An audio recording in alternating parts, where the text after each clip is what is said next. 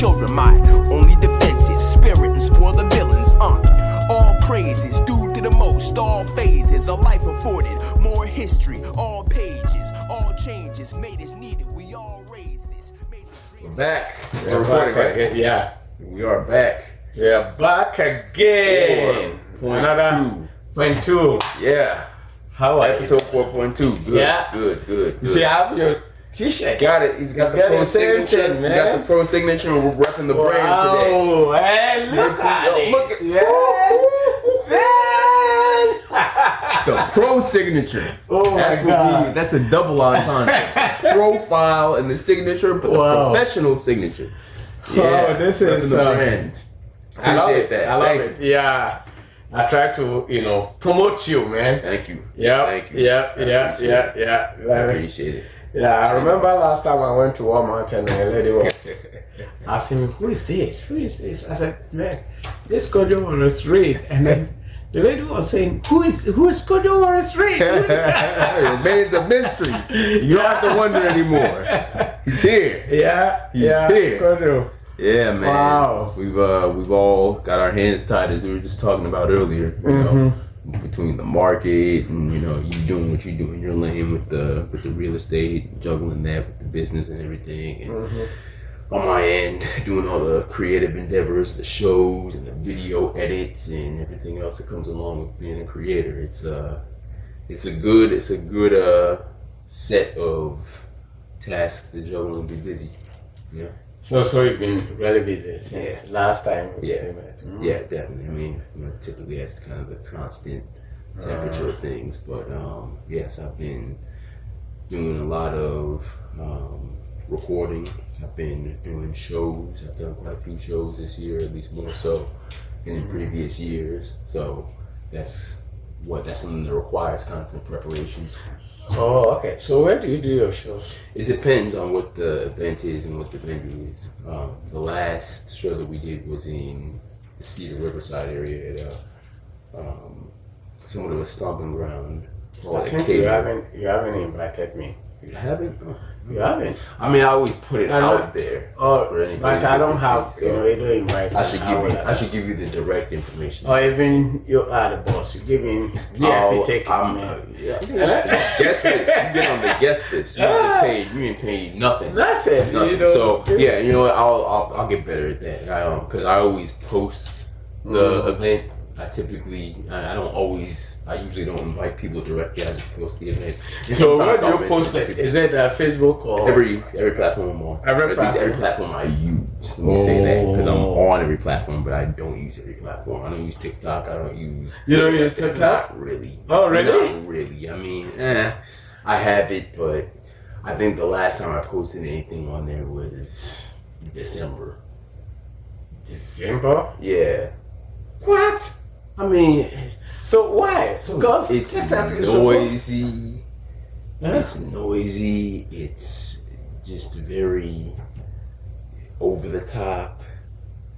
It's not committal. I mean, Instagram isn't really as committal anymore either in terms of showing you what it wants to show you. I mean, I know that the talking point was somewhat that the followers that you have were kind of more so whose content you saw if you logged on, right? And that your content will be shown to them, to that follower base.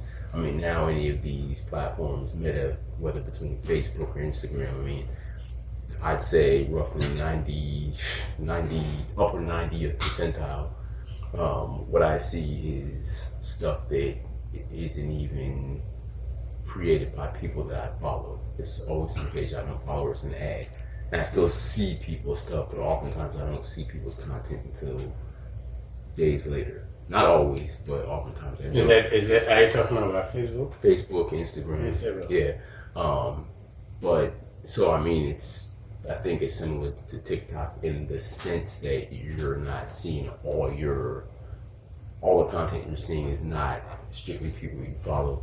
I think where it differs with TikTok a little bit, at least the last I knew about it. I don't know about the current landscape of TikTok enough, but I know that my understanding was that was always not necessarily based on a follower base but it was more so content that just got pushed to you by maybe what was popular, but that you weren't, by people who you weren't necessarily connected to.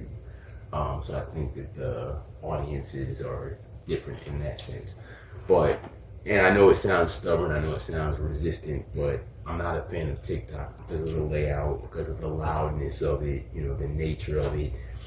I've never been addicted to it or anything like that, so I've never really been compelled to scroll through it, but I've just never gravitated towards it because of the nature of it. So you don't have any account?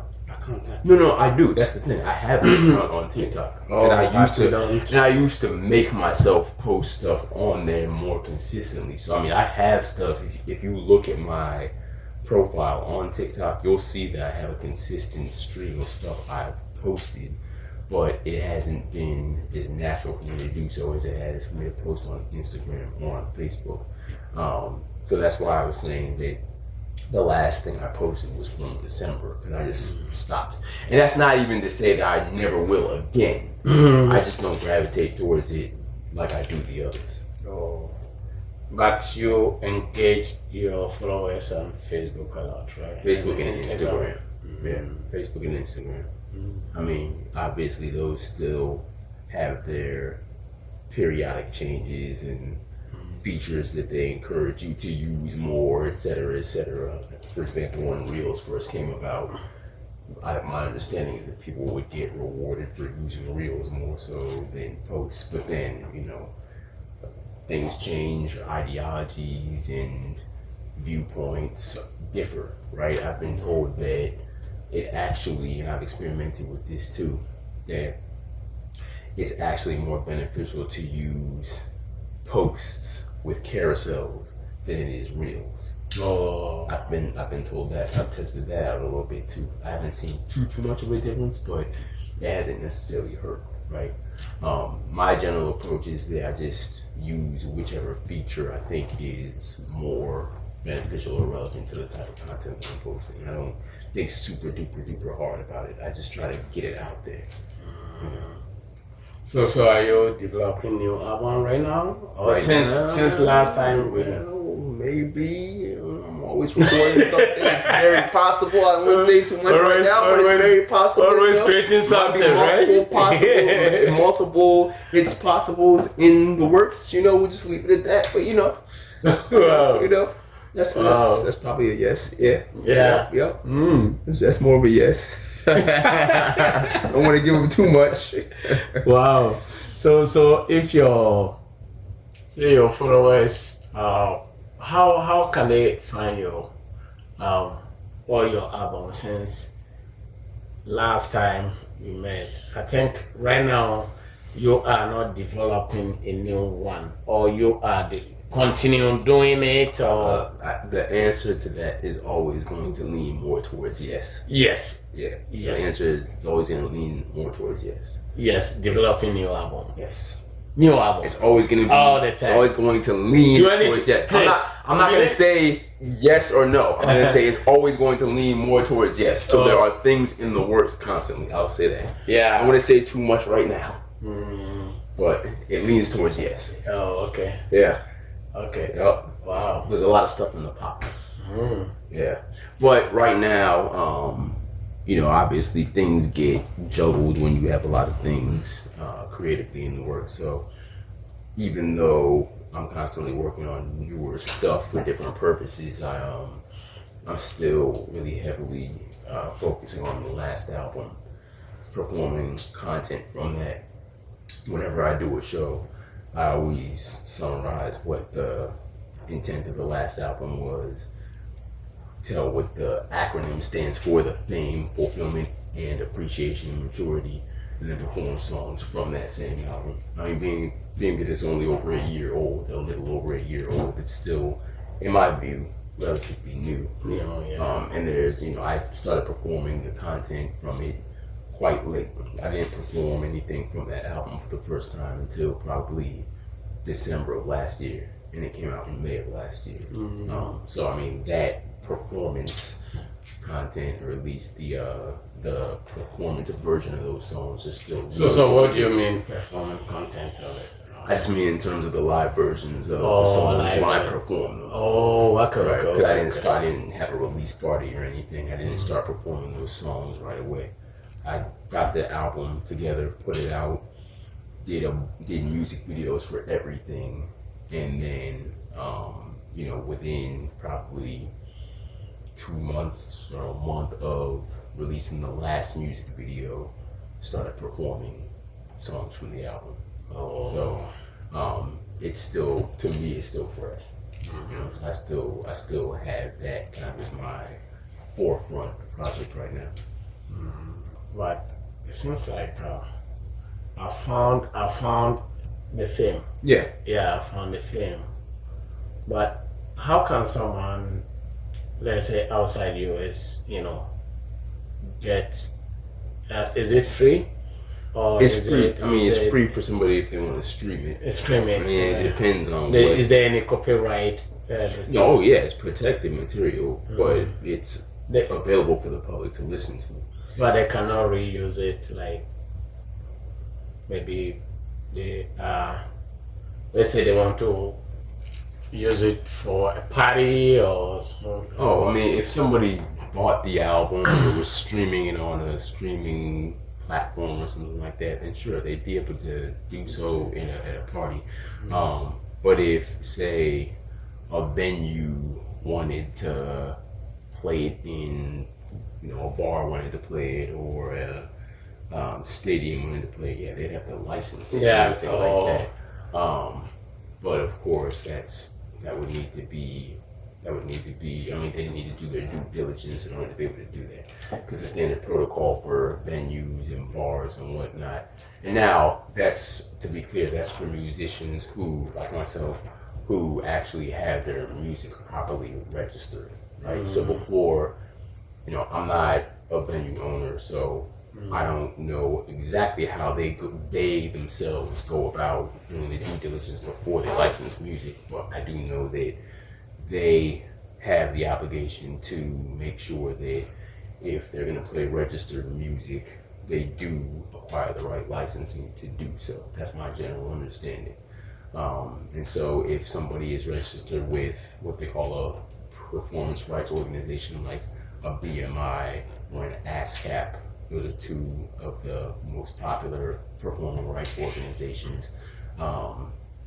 The music that they have registered with either one of those has to be used by way of permission by a big venue or a stadium or a TV program or commercial or whatever the case may be.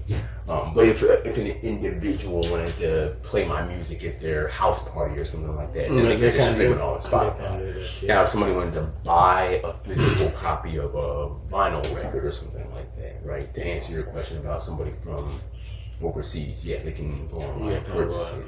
I have to ship it and all that. But if somebody wanted to get their hands on that, they could purchase that. If somebody was streaming, they're not directly paying me, obviously, but whatever streaming service they have that they might be paying for, they can listen to it on there. Or if they have free desktop version of Spotify or YouTube, then they have access to it through there too. So it is everywhere. So they cannot just download it if they want to download it? They can download it on Bandcamp. But again, there is a price for the album on Bandcamp.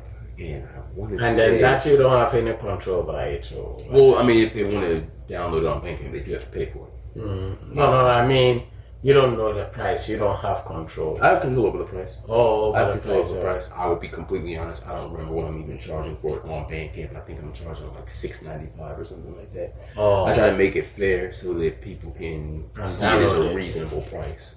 Yeah. So what is it? Is it the F.A.I.M? The F.A.I.M. The F.A.I.M. The F.A.I.M. Okay. Yeah, I have all my other albums on there too. I believe some of those I just have it set up as a pay what you want. What does it mean? Pay what you want. Well, you can set it to where they can choose whatever price they want to pay for it. So if they want to pay $1, they can pay $1. If they want to pay $10, they can pay $10. But the system will accept any amount of payment. That means that is download.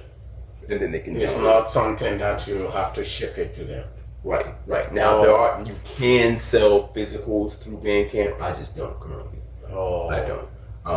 If I want to sell, if people want to buy physicals from me, then the only physical media I have is vinyl, and that's acquired through my website. So they click on the image to download it, put it in their cart, whatever quantity they wanted to, and then they pay through PayPal, and then I ship it to them. Or I have it shipped to them. Oh, okay. Because my distributor can, my vinyl manufacturer can ship it directly to them. So through your website. Or well, the website directs them to pay through PayPal, and then I create the order through them, through the distributor. Distributor. Okay. Okay. Good. We will come back, guys. Stay tuned for more information. 4.2. 4.2. Yep. Okay. This is KP, and cash incentives, although they nourish my livelihood, will never make me. Was unaware where passion-driven production would take me, to the point past where I never ever thought I'd escape. Passion would take me to the point past where I thought I'd never ever escape. Grew up in the 80s, I'm really cut from a different cloth. This is certain fabric you couldn't find in your dearest mall. Dreams of being rich as I wish upon the forbidden star. Make an honest living legit, getting expensive. Folks, We're back. We're back from a short break, short intermission. So, we were talking about the F.A.I.M. Yes. You know how they can make place an order, right? Yes, download and or place an order. So if they want to get their hands on a vinyl album, they can go straight to my website, which is kpwhiphop.com. kpwhiphop.com. Yes. Okay. What they'll see on the front page is a big, large promo square of the album saying that it's out now, and that they can click on that image to then redirect them to the streaming pages. So it'll have all the lists of the streaming platforms that they can get it on. Or if they go to the merch page, the merch tab, the vinyl album is available for order there. That they can order it, for you to ship it to them. Correct. So those who want to take advantage to get it direct from you, Yes. they should just go ahead and then Navigate to the merch page on kpwhiphop.com. Go to the drop down underneath the image of the album, which I think is the first thing on the merch page. Put it in your cart and you can order it. Wow. And then you said it's 50? Right now it is 50. 50. Yes. What I do is when I make a product, I ensure the quality that somebody's going to get, and I even give them the chance. For example, if somebody wants to buy a vinyl album, most likely it won't make sense for you to do that unless you've heard the music. You have a chance to listen to the music to judge maybe, whether you want to pay maybe that price. people just want to buy it and keep it. Yeah. I mean, but even if it was a matter of even having heard the music and not wanting to play the record and, like you said, keeping it as a collector's item, you have the option to listen to the music and determine whether you want to buy the physical copy because it's got the enjoyment or the value that you deem worthy to buy the physical copy. You don't have to blind buy it. So I give people options. Yeah, I have some few questions for you. Absolutely. I ask you. Let's get into it. Man, I have my own questions. So get into it. Okay, how do you make sure your creative process for a new album isn't too heavily influenced by the last one?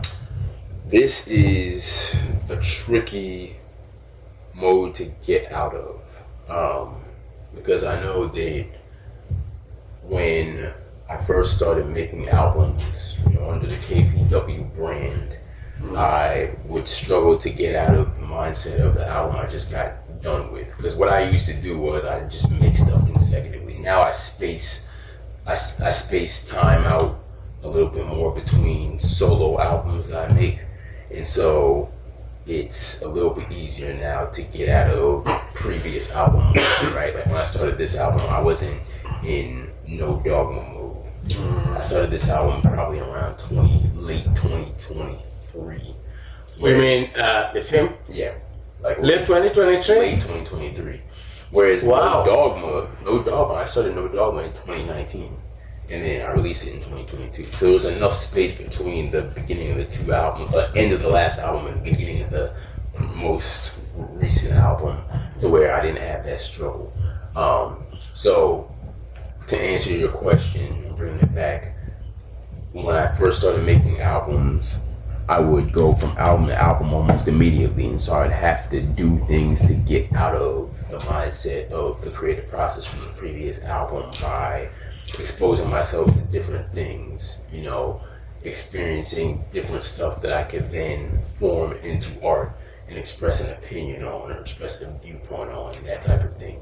And generally, you know, as far as how it pertains to today, is just a matter of continuing to stay active, right? Continuing to be among other artists, going places, you know, trying new things, paying attention to what's going on in the world, and having life experiences continually so that I have new things to make art about, right? If I just continue to make the same things because I'm not experiencing things, I'm not going places, I'm not getting inspired by other artists and other art, I'm not going to shows, right? I'm not taking the opportunity to see concerts of people I grew up on and that type of thing, which influences me to write. I'm gonna get stuck in the same mode. So now it's just more of a natural process in terms of just generally doing more things and challenging myself to, you know, get outside and to continue to live life. I mean, I'm trying not to overcomplicate it because it's really not. It's really a simple solution of continue to just live life, continue to have experiences, get exposure to things, because the more you do that, the more you'll have to talk about, especially as an adult with a different perspective from when you were in your early 20s. You're going to talk, you're naturally going to have more to talk about. You know? So that's how I get out of a previous album mindset. Now, certain albums might have a very specific concept, and so I would say that the more unnatural approach to it would be to try to form, if you're making a concept album, which the F.A.I.M is not, try to form, or at least if you're forming a different concept for the album, focus on the concepts of that album and not the concepts from the previous album, especially if they differ drastically. But that's not really the case, or at least that wasn't really the case in this album anyway, even though I talked about the whole thing of the amount of time between the two. It wasn't really the case anyway here because I was talking about a completely different set of things on each album. I mean, you guys are very creative. Not to repeat yourself. No, it's how do you dream about the lyrics, or do you? That's a good question. I actually have before. It's interesting. There are lyrics that have popped up early in the morning when I'm half asleep that I wrote down, melodies and things like that. I mean, I have stuff on my phone that, you know, I woke up in the morning unexplained and recorded into my camera just so that I have the audio so that at some point I can come back and make a song out of. I've dreamed about song concepts that I've since made songs about, and we're talking 13 years ago. So that's an experience that I've at this point had multiple times. My first album was actually based on that. Oh, wow. My first self-produced album, which is actually on Bandcamp now. You can listen to it. It sounds very different. What is the title? Vivid 313. So Vivid 313. Yeah, Vivid, then Roman numeral 313. That's actually based on a set of dreams that I had that I then turned around and wrote songs about. What I did was, you know, not to divert too much from your original question, but what I did was, you know, in beginning of 2013, I was I was working on a lot of projects, or at least a couple projects in the house, and I made this somewhat idiosyncratic, if that's the right word, deal with myself that until I'm finished with this particular project or these particular projects, and I'm talking like making TV cabinets by hand and stuff like that, right? I give myself these tasks. Until I'm done with this, I'm not sleeping in my bed. Oh, really? Yeah. How determined you are, right? So I just bought this new, real comfortable couch. And I was sleeping on this couch and would intentionally fall asleep in the basement with the TV on.